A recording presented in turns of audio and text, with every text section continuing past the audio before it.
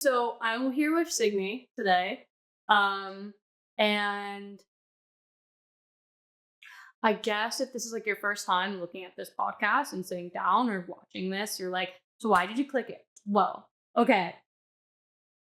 I am currently looking for what I want to do with my life. What career do I want? How do I want to basically like go on after I just graduated college? I graduated We graduated 3 weeks ago, 4 weeks ago. Damn. Yeah. Yeah, to go. So a month ago. And so I think if you clicked on this video, okay, then you're asking yourself, what do you want to do for your life? Which is so common. And I think a lot of people struggle with it and just jump into whatever is easiest instead of maybe what they truly want to. And through the series, I want to help people explore what they want to do. And I'm going to ask that through the practical questions of, salary, how many hours a week you work, et cetera, et cetera. But then also the questions that are more value based of why you do it. What do you like about your job? And the things that will hopefully keep you in the long run if maybe the salary and the practical isn't as straightforward. If you have a name, I was thinking the name should be the Passionless Voyager. the Passionless Voyager. No, the Passionless Vagabond. Okay. Just Yeah. like roaming. Yeah. But yeah. Okay, well, it was not taken on TikTok, so like it's not taken there. Do you have the account set up? Yeah, stuff. It would be taken anywhere. Except a lot of people are on TikTok with anything. This kind of looks like a microphone. Yeah. Yeah. Hi guys, how are you tonight? Yeah, they look like little guys. Okay. So why don't you, I guess, introduce yourself, like who you are, what you are currently doing with your life, and yeah, your age, and where you're from, maybe. Okay.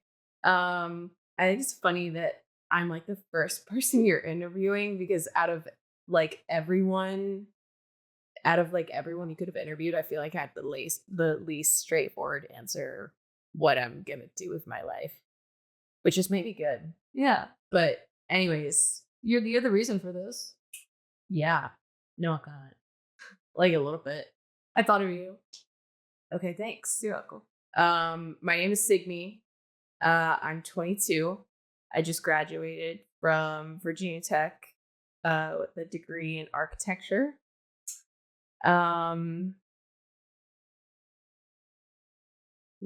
What else?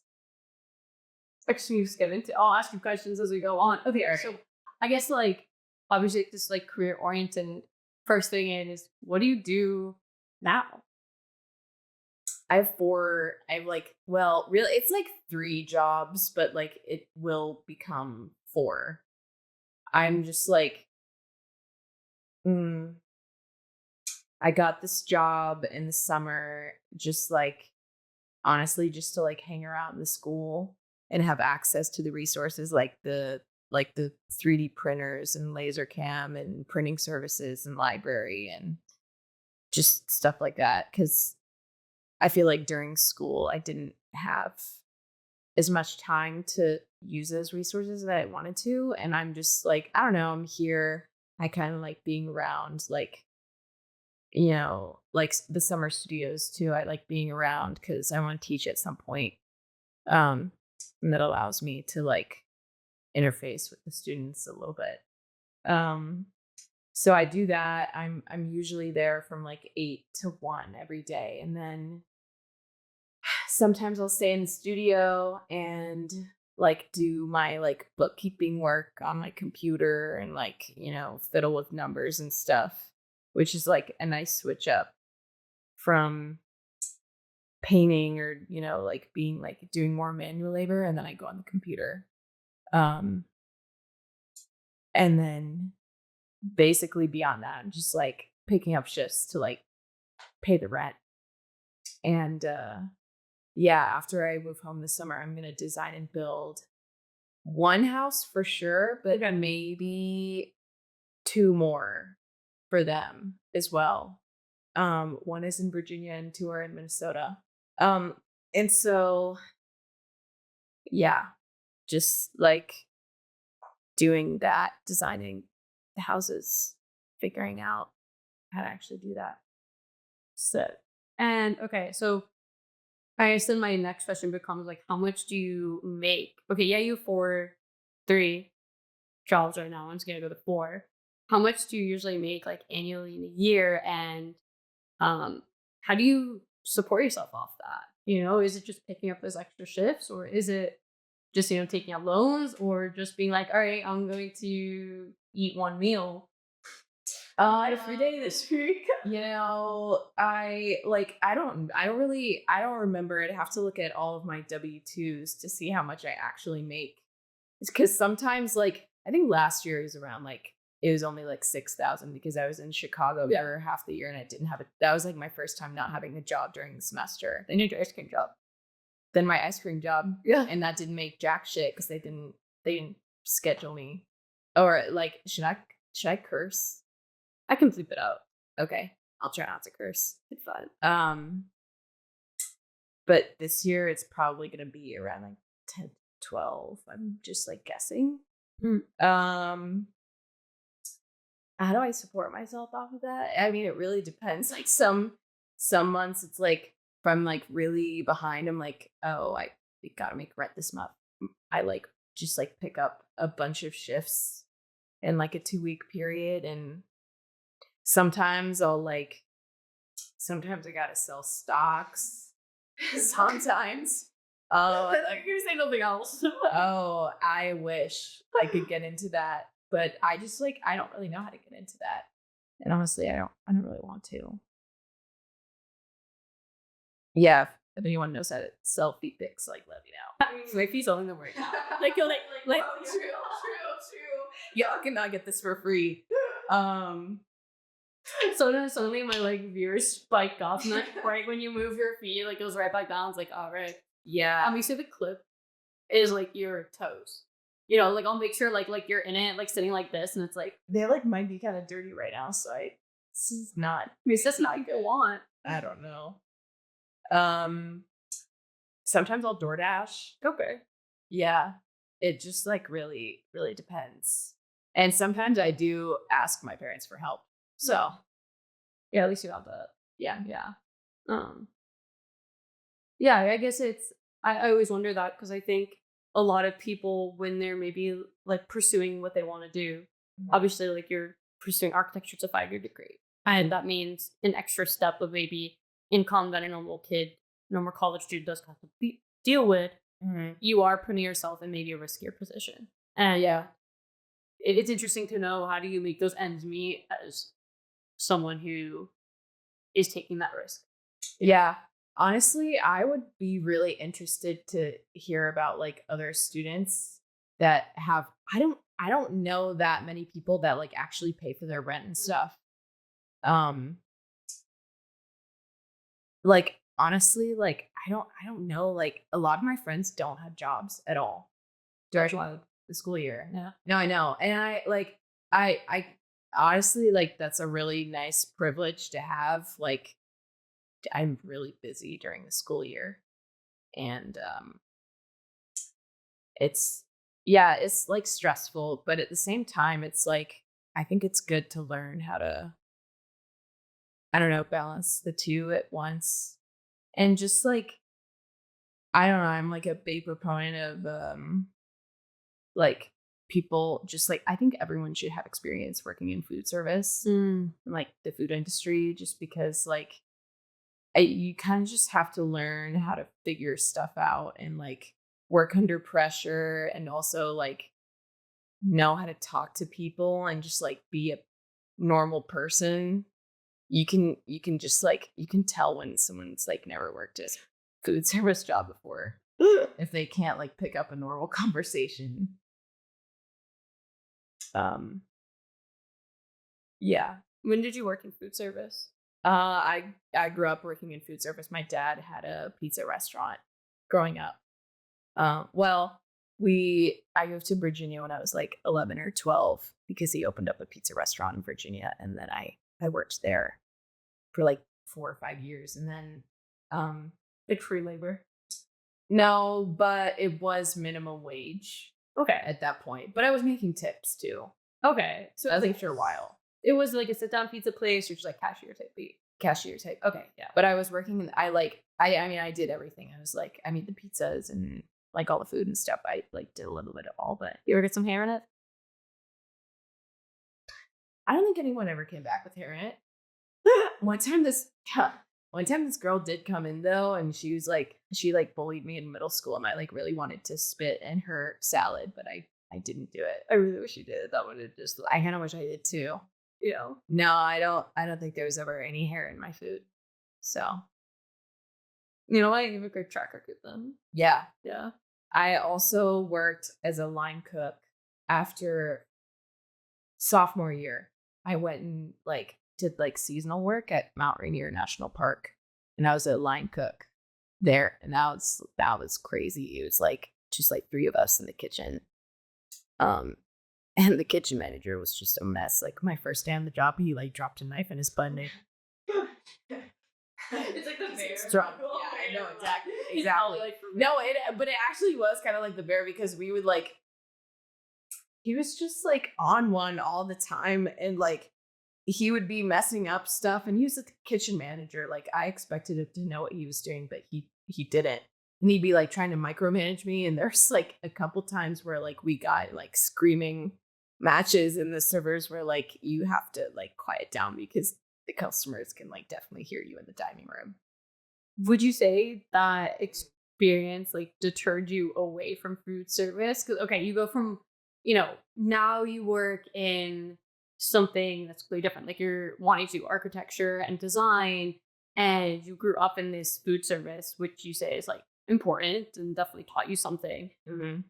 And maybe you went through this experience where it's like, okay, you worked with your dad, and maybe there's some like entrepreneurship that you learned from that. But then after that experience, or like it was such a mess, did that deter you from it, or would you still like work in food service? I still would. I honestly kind of miss it. I mean, I like cooking, and it's like, I don't know, there like is a means to an end in some respect, which we definitely don't get in architecture projects.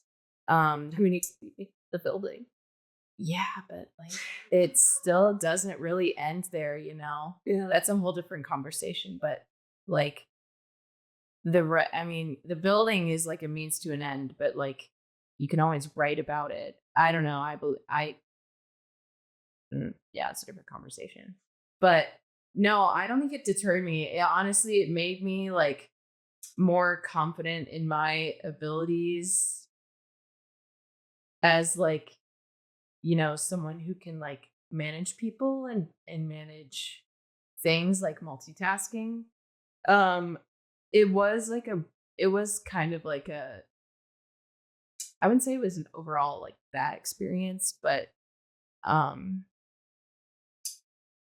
I needed a break from it, but I don't know. I mean, that's not really the way I would like take. I'm not trying to be a kitchen manager for the rest of my life, but I like do want to own a restaurant at some point. Definitely. Even if it takes after your dad, you like saw that kind of Yeah. momming. Yeah. Yeah. Yeah. I don't really even know when I knew that I wanted to have some sort of restaurant, but I do like working in the kitchen is like it's like I don't know, there's like this camaraderie to it, and it can be like toxic, but it doesn't have to be. Um and like I always just like I like going into the, like being a regular at a restaurant or like a cafe or something, and that's what I would want to have, is like a cafe or something more intimate where you just kind of like the people that come in every day and you can talk to them, and yeah. Yeah. How would you basically like go about this? Okay, because your dad obviously started a kitchen, and I don't know if it was successful or not, but how would you, and you're saying, okay, you'd maybe one day want to do that. Mhm. And I don't think that's as much of a straightforward answer as, okay, how do you become an architect? How do you, it's like, okay, you go to college, you get licensed, and like you get lucky that your parents want you to help you build. But when it comes to starting a restaurant, like how do you do that? I don't know. I was talking to my dad about this the other day, because I was like, Well, we had just like met to talk about like more things about the houses and what they wanted for it so I can start like making drawings. But I was like, I was just kind of thinking about it, like, especially in like the college town, like it being in Blacksburg, like, like Rivermill just closed. And I was just like, I was trying to think of some restaurant that could go in there and like and stay because of all the, the stuff with like the liquor license and that, sort of thing. I was like trying to think of something that would like be able to stay because I think um Chip talked about this in Chicago where there's like a lot of like storefronts, but it's really hard to keep them occupied. But like we don't need so many storefronts on like the ground floor if we're talking about like an urban context. But in Blacksburg too, like, there's like the storefront on the bottom and then apartments above. But there's like It's like semi-urban. yeah. Not by population, but by maybe typology. Yeah. It's like, well, what can possibly stay open in that space? And he's like, well, you basically just like have to think about the market, like what do college kids want, like, like And your dad was saying this? yeah. Okay. Just like thinking about obviously like clientele, uh, and what's gonna like turn tables, because the liquor license makes it so difficult because you're not going to turn tables with that, or you have to like have some like you're basically relying on like people like buying drinks. Yeah. I don't know, I'm like going on a tangent, but um it's like really really specific to the location. And you also have to get really lucky with the location that you have. What do you mean get lucky? Like, I mean, I feel like there are always like little restaurants or something that going like some random, like an old Hardee's or something, like right off the highway. Yeah. And they never stay because it's like you usually can't get people to like turn in and go. So location is super important. Knowing who's gonna like be there is super important, and also like lunch versus dinner, how many people are going to be staffed. Yeah. What was your conclusion about Rivermill? Like, what did you think would work there? And for people who don't know, Rivermill is like a bar. Okay, so we're in Blacksburg, Virginia, and the population is around 50,000, I would say, during a school year. During a day, around 100,000 people come in and out of the town. And that includes people from local areas because the university is basically a hub. And there's a little downtown area with a bunch of bars and food, and that's like the main kind of place. And Rivermill was like the quote unquote like edgy bar. Like it was kind of like the most dive bar-iest out of all the bars. Probably like the most chill, laid back one. Actually had seating so you could sit down. It wasn't like and maybe that's part of the issue because it had seating. It wasn't necessarily like turning out people, and like people weren't in these conditions that maybe were more forced, like you see in Ho House, and Sharky's are more like frat bars, or like, there are no seating, so you're really stuck. And I assume that causes you by drinks because you're uncomfortable. I guess. Yeah. And so I don't know. you're like, oh, I'm hot, I need a drink. Yeah, you're sitting down. You don't have to be like sipping on something. You can just be sitting. But if you're standing up, you're like, oh, I gotta have a drink in my hand. Yeah, like I would go there a lot sober. Mm-hmm. So like, so basically Rivermill was just like that bar, and they closed due to just like financing of, I think it was like their liquor license was too expensive or something. They just couldn't make rent. It was a bunch of different issues. Also, the guy was just bad at it at accounting, apparently. I've heard. These stores are crazy. I think what would work, this is what I think would work. I think you've got to have like some unique like food concept,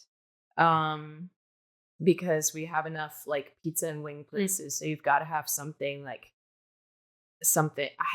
I don't know. I don't know about the food. I really don't. Like the boardwalk. The boardwalk's like a basically olive, but it's just like, fried food. Yeah, yeah. But it's unique because we don't have any fried food here like that. Yeah, like maybe if there's like some like Thai fusion place or something, that would be like good, like late night bar food, but also good food during the day. Anyways, um, it's like maybe open for lunch, closes for a couple hours, and then opens again in the evening. So you don't have to like have all that staffing. And then probably something with live music. Yeah, that's what it is. It's live music. If you want to have live music, like people just come to listen. And that's when you don't turn tables. So you have to sell drinks. Okay, yeah. And that's milk parlor, milk parlor. You don't sit, Yeah. you know. Yeah. So you gotta have like, and then I don't know, probably just like some cocktails. I don't really know. I don't know how to come up with a restaurant concept. That's like my dad's thing. You should just like interview my dad instead, actually. It's like, He's so geeked. you read like I like call your dad and your dad's like goes through every single different job he's ever had. Yeah, which would be crazy because he's had a lot. He like was a instrument repairman, and then he was started out as a farmer, and then he was an instrument repairman, and then he like basically like took a dishwasher job, and then like worked up to like owning this like owning the restaurant with this guy that hired him as a dishwasher. Oh, cool. Yeah. How does your, I know your mom worked, I know how many jobs she worked because she worked UPS. But how does your dad lack of stability in a job affect you now? And whether that's like the positives of it, of like maybe you're more certain maybe you're more okay with the like not jumping straight to corporate, or like the negatives, like the fear maybe that inspires in you. I would say I'm definitely like I'm okay with kind of like taking a non-traditional route. Um and I don't really even know what that means. I mean, my career's barely started, so I don't Or really not. yeah, I don't really have much to go off of. Um but my dad's always kind of been like that. He's like jumping around and like he's like always buying stuff off of like Facebook Marketplace, like golf carts and stuff, and like fixing them up and selling them, and just like I don't know, it's like kind of a hoarder, but he like kind of makes money off of it too. Um, but then my mom is over here working like a stable job, um, that is like really like making the money. So it's like definitely like the relationship, like their marriage is like at this point, to like really put it bluntly, it's like kind of just like a financial like um how do I put it? I mean, if my mom wasn't there, like we wouldn't be paying the bills, you know what I mean? Yeah. My dad wasn't making a lot of money from what he did. So it's not a stable lifestyle at all. And like me being single, I don't really know what that my parents they got married really young, so I'm gonna be going through like this like sort of like unstable career alone, likely. I mean, right now I am. You find love after this video. I hope so. If you're single, actually don't hit me up. I don't want to be found through your podcast. So on. Well, I don't know what freaks are gonna be watching this episode. I don't know who wants to watch this. No offense, not anything against you, just everything against we. I don't know who wants to hear me talk about my career. But yeah, it's like I don't know. I don't know. For right now, I'm like kind of comfortable being unstable. But that's how I've always been. I've always like had my eggs in 50 billion different baskets. That's just how I like it. Do you ever find, or like, how does having all these eggs in different baskets like affect maybe like your growth of a particular like desire. I don't know, but like essentially asking like,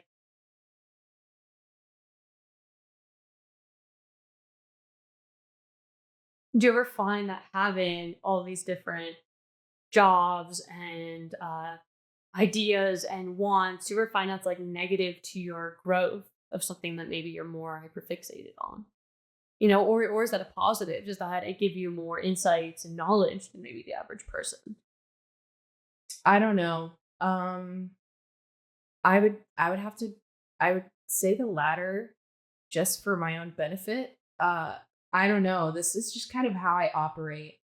Um I I I do kind of wish that I could like commit to like one position, but it just doesn't like it just doesn't make sense to me. I don't know. I really feel like I do take on a lot after my dad, who is just kind of like goes with the flow and like does a bunch of different stuff at once.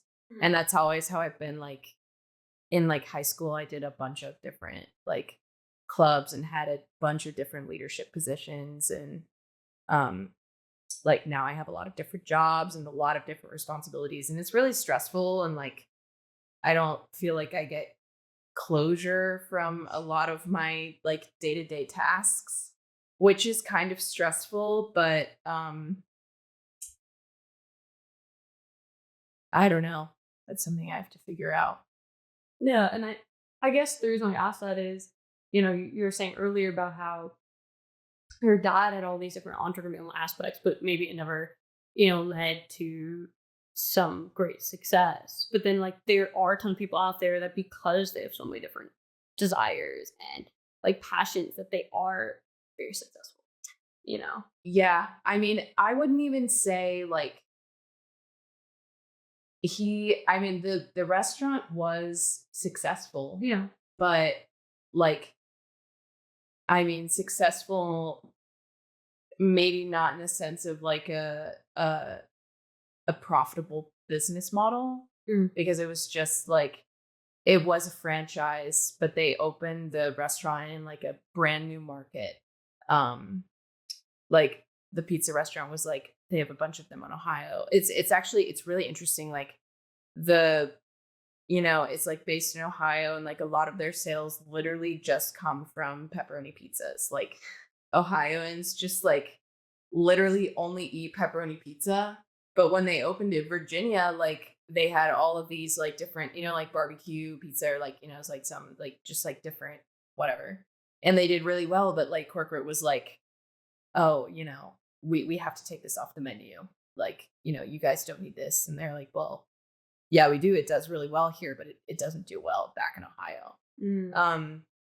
Anyways, all to say that um as like a one-off franchise, it wasn't like it was successful as a restaurant, but it's hard to like have have a profitable business model when you only have one and you're like spending all of your time there making sure that it's running smoothly because you're that's just like labor. And if you're the owner, like you probably, you want to invest that money back into the restaurant rather than pay yourself. Yeah, and I That's up to the discretion of the owner, I guess. and maybe also too, like the moral of that is to take bigger risks. Like maybe if your dad took the risk of just like taking out a loan and not getting it franchised, you know, he just started his own. Maybe he could have been more successful than a franchise industry that, you Yeah. know, But or then, yeah, you have to, I mean, but then you have to come up with all your own yeah, recipes and like your own, like, you have to find your own food distributors, um, which gets really, really complicated. So if you have all of that set up, I mean, it's a lot easier. But yeah, I don't know. I don't know. He had quite a few restaurants in his day. Um, but yeah, he just, he'll try something and then move on. going back to when you're talking about how much you make in a year, how much is your rent? 600 600 without utilities. how much of that is that's like, what's 600 times 12? 6 times 12 is 72. So 7,200. yeah. So so you like basically have out that like 80% of your income, 75, give or take. Yeah. Yeah. You just spit on me.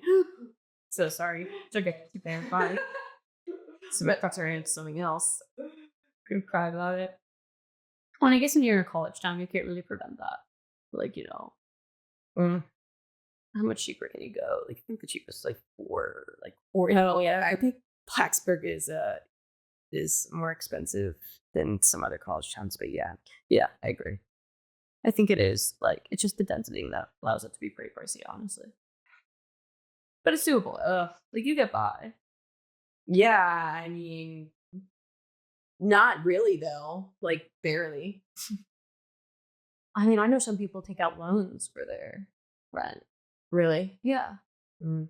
I know maybe 2, 3 people took out loans for all their rent.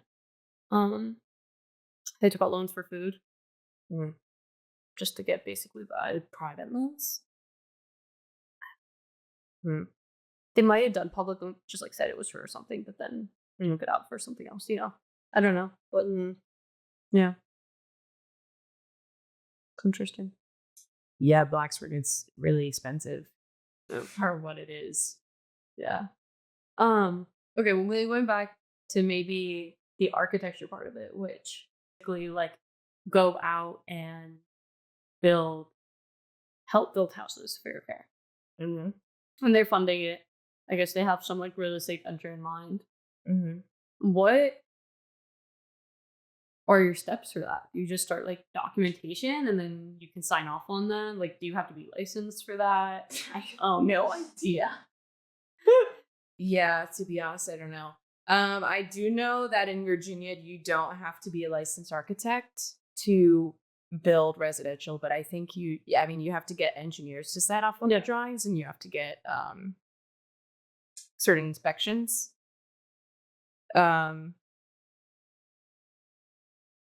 If I can hear that in it. I know they can't. Yeah, I don't know. Really need to figure that out though. I mean, I'm kind of approaching it like any other projects. Like, I'm looking at the site and like, doing a little site analysis, and obviously I'm like just trying to treat my parents like clients. To always I mean, working with family is like kind of complicated, so I'm just like trying to make it as like streamlined as possible.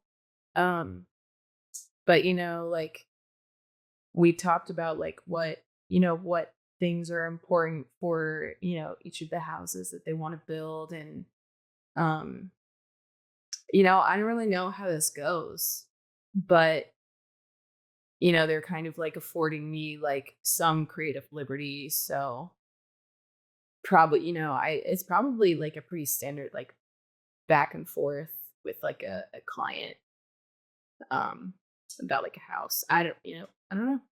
What are some good tips and tricks for working with family? Because you obviously worked with your family before. Mm.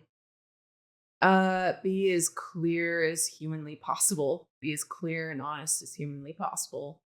Don't leave anything unsaid, because that is just miscommunication waiting to just blow up in your face. You have any good stories about blowing up in your face? No, I don't think so. I mean, I don't. I've worked with my family like in the restaurant before, but that's like pretty straightforward because there are like other managers and other people involved. Um, no, I don't think so. Honestly, Are your parents paying you to do the stuff? I don't know. That's another thing. Like I need to like write out a contract, honestly. Yeah. But like, I don't know if I'm gonna do like billable hours for the design work. I don't know. But I think they're just like gonna give me a cut of like whatever it sells for. Okay, yeah. Like I think my dad suggested we go like 30, 30, 30, or whatever, that 30, 30, 30, 30, 30, 30. Third for me, third for my mom, third for my dad. Nice. I will say so to anyone watching this, if you are doing freelance work, get a contract written up. I've made that mistake where I did not get a contract, and it's just like so, like, especially with your family or friends or someone that you're close with, it's really easy just to be like, okay, I know them, I trust them. But then when it comes to business, like, all of a sudden people become like the sleaziest, like, worst versions of themselves. And Yeah, and like years down the road, like stuff just happens. Yeah. And you have to be protected. yeah, definitely. Um, my big recommendation from working my past experience. Yeah. Yeah, I really need to write up that contract. I don't know how to write a contract though. I'll figure it out. ChatGPT. Right. Yeah. Right. I mean, that's what RFK is doing. So. Don't get me started. I know RK is doing what? What is he writing with chat? You get with Moz. Oh my god. Are you just saying that, or is like No, it's true. Yeah. He did that. He used ChatGPT as like a citing. Like he like cited something. Okay, well, he did two things. He wrote a law into place, or like a mandate about vaccines, and then cited with ChatGPT, and then cited ChatGPT with it. Wow. No words. No worse. Oh my god. Oh, Cool. Like, wow. Yeah. All right. yeah. So I guess. Yeah, I'm gonna try to avoid that as much as possible, I think. Do you think that so I guess maybe wondering about architecture, twofold question, maybe I'll go a second one later. Do you want to go into like a stable corporate job, or is that something that you'd rather just like start your own company, or just kind of see where this parent stuff goes and get a corporate job from there, or just start your own company from there? Hopefully you have enough background to take off. Yeah, I don't know. I'm kind of just like gonna play it by ear the next couple of years, but like I do want to become a licensed architect, and so I have to get those hours. And plus, I think experience at a firm who actually, has bigger projects would be good. But the timing of like this opportunity is just like I'm gonna take it now. No. But yeah, I want to go back and teach at some point. Probably sooner rather than later. And I think like practice in the profession would be supplemental to teaching. So short answer, yes, question mark. I think it would be good to work for a firm that just like has more resources and, bigger projects and stuff. Yeah. And then like I guess your introduction is with the houses. Mm-hmm. Yeah. Mm-hmm. Big stuff. I'm gonna grab my water. Okay. I could think about the fact that I'm thirsty. I'm hungry, bro. You wanna wrap it up? Probably. Yeah, probably. We are like 40 minutes in. Yeah. 45, yeah. Yeah, hopefully you can cut it down a little bit too. Well, and I think I'm not really opposed to it being longer, Yeah, yeah. if it's a YouTube format. Mm-hmm. But yeah, it is. I will have to do like cutting, figuring out like, okay, how do you how do you edit this? Like, how do you edit the audio into it? And then hopefully I can kind of like get into more of a routine with like interviewing people. Like, how do I do that? Well, like what is strong, what is not. Mm-hmm. Okay, so I guess I'll ask you my two end questions is one, how would you I guess I never asked you like what you're most passionate about. So I need to know that before I ask you the final question. I think um I'm very goal oriented. So as long as there's like, working towards something and then seeing it come to fruition and like seeing people interact with it, like that's what is most gratifying to me. So like, like working in food, like I like making food for people. And like, you know, building and architecture, there's like writing and thinking about writing and drawing and thinking about drawing and writing about drawing. And then, like the second part of like that whole experiment is the building, which I've like never really done before. I mean, I have some construction experience, but um this will be my own, which is very, very different. Um and sometimes I mean like, yeah, just like seeing the process all the way through, um I think is like what's most important to me. Mm. um yeah. What would you recommend, or what's like your best advice for someone who is also goal oriented and that's how they want to live their life as a job market? um Look for like really niche jobs, like just try something. I mean, okay, first of all, always maintain good relationships with whoever you're working for, because I think like, we always talk about like no one ever knows like all of the jobs that are out there. And it's like it's hard to like search for those like niche jobs that are like adjacent to, maybe your skills or expertise. But you find that through like the people, or like, hey, there's this opening at my company, and if your values align with that company, maybe you just kind of like go for it, even though it's not exactly in your like in your um line of work. But I think, I don't know, I think it's really important to just like keep an open mind and um try working in different fields. I think like as designers we develop like a really robust way of like working through problems, and we need that in more than just architecture. We need it like everywhere. um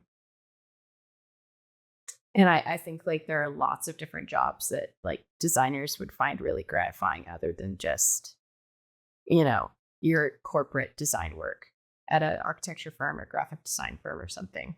Mm. Yeah, definitely. Yeah. See that. Um, yeah, I think about that too. Like, how do I use, obviously now, like looking at other jobs and other industries, like how do I use my architecture skills? How do you showcase that? Because I don't think a lot of people know about that niche, but it is, it is really good advice to say, okay, people should not burn bridges.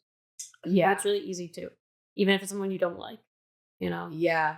You got to figure out how to deal with people. I mean, obviously, like if you really don't get along with someone, the chances of you wanting to work for a company that they're at, that, like maybe your values don't align, but like try to do the work to the best of your ability.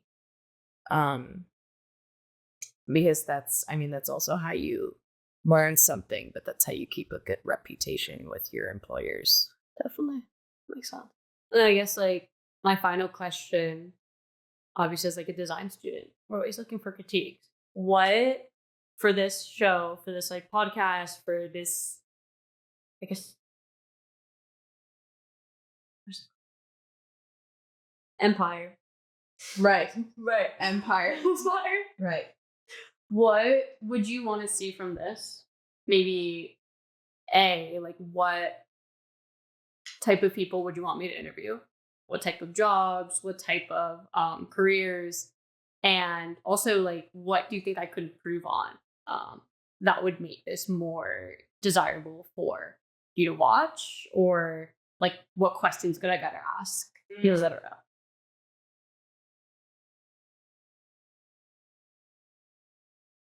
Well, I think you should have started out with your first question being like, what is your zodiac sign? Like, we're Okay. gonna have 3. No, I'm just kidding. I don't know. I like this is so fun. It's just like funny because I was literally just interviewing people about like different careers like in the Studio Collective Journal. That's so funny. Yeah. But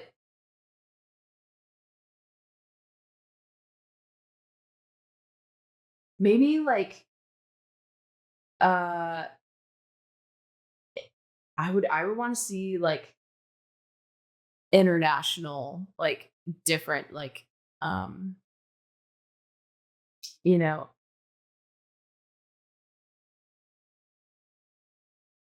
I want to see like international work, Mm.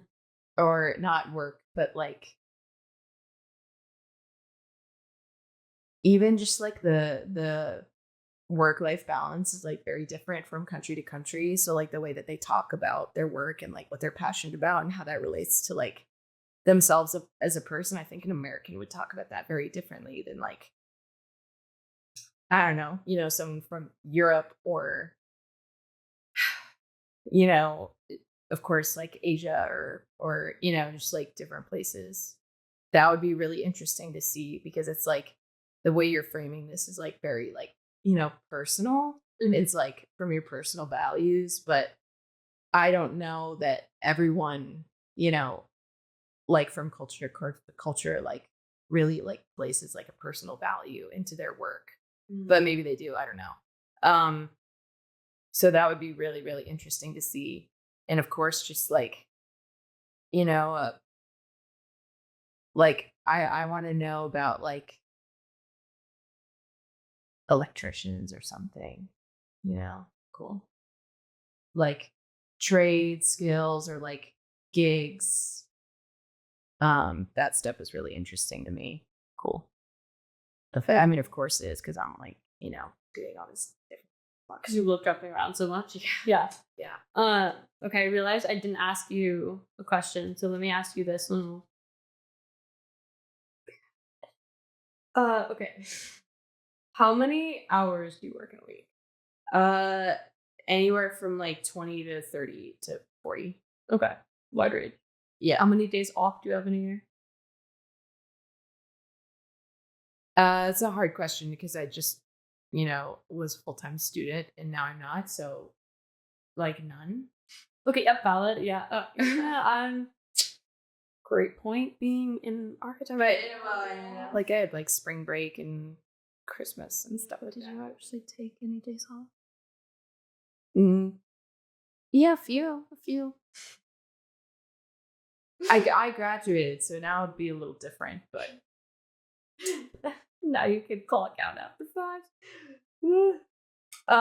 What motivates you to go to work? uh um well, right now it's like I like being in the academic space and I know I won't have that forever. So, I'm just like grateful that I still have access to that. Because I just enjoy it so much. And rent, gotta make rent. Kind of live. Yeah. It's in capitalism. Girls gotta eat. Yeah, exactly. And then one more is, how does joy and happiness play a role in your work life? Um that was something I figured out. Uh I That was something I maybe figured out like just this year. Maybe I guess I just didn't realize like what I really did prioritize and like what actually makes me happy uh and like passionate in my work, and I love like teaching. Mm. Um that's something that I enjoy a lot, and I just like never really um like verbalize that. Um but like making something and like having like a tangible object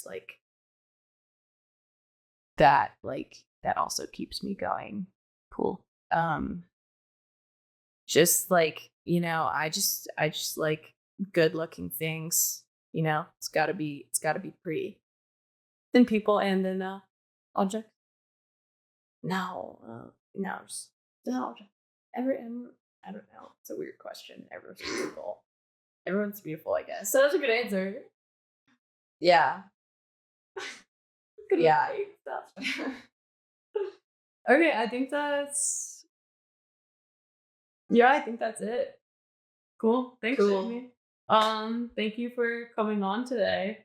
Thank Being you for my having first me. interviewer. I guess honestly, I don't know if it'll be the first posted, but Yeah. I needed this test. Yeah. We went through it today. Hell yeah. Yeah. All right. Thanks, dude.